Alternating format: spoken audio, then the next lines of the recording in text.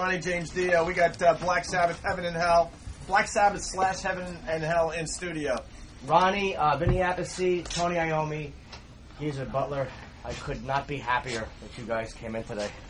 3 out of 4. I went to the show on Friday night, and man, were you guys fantastic. You don't miss a note. I got the chills when you were doing Heaven and Hell. It was just amazing. Thank you. You didn't miss a note. It was fantastic. What do you do for your voice that keeps it? Because there are a lot of guys that, you're talking through the 70s, the 80s, 90s, guys that have just blown their voices out, especially that sing with the intensity you do. What is it? Luck? Is it something you do? I guess some of it's probably luck. I would imagine most of it is technique. If you know what you're doing, you can deal with it. A lot of people wouldn't think of you as somebody that actually thinks of technique with singing. They're thinking you just balls out, singing, and you are using the proper technique so you can keep singing over the years. Absolutely have to. I mean, if you just blow yourself away by just screaming and shouting from up here, see, everything comes from the diaphragm. It's all technique. No, it's weird because I was driving through town and I went right past Radio City, and you see kids and they're with their parents. Yeah. And the parents look like degenerates. These guys are all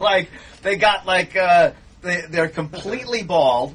They might have a little rat tail in the back, and then their kids are just kind of strutting around. Their kids are digging it. Maybe we could do diapers on the next merchandise. Diapers, Actually. The thing I was thinking about this morning is Ozzy, is out of Sabbath in 79 or early 80, and everybody succeeded. Ozzy did really well on his own, and then you come in, and I think what you did was harder because you had to replace a guy who was very well loved, and you put out Mob Rules, Heaven and Hell, and then again Live Evil. And were you nervous coming into that situation and replacing a guy who was so associated with the band as the front man? I'm never nervous about anything. No, you don't care? No. Why the hell should he be? Because I don't consider myself to be him. I consider myself to be me. Right. I only have me to present to all this. So, you shouldn't be nervous about, what you think you can do properly. So it's not a problem for me at all.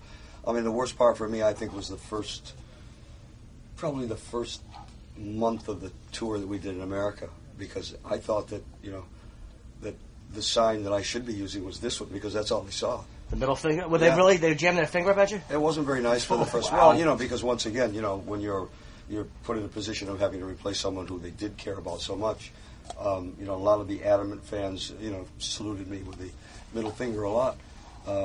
So I just added the other finger to it, so then I created my own little thing. Tell you what, to get him up at this time of the morning, it's a bloody miracle. Are you usually not up at all? You live the rock star life? If I'm just about going to bed. You stay up all night normally drinking and causing a problem? No, I don't drink. I've never drunk in my life. Really?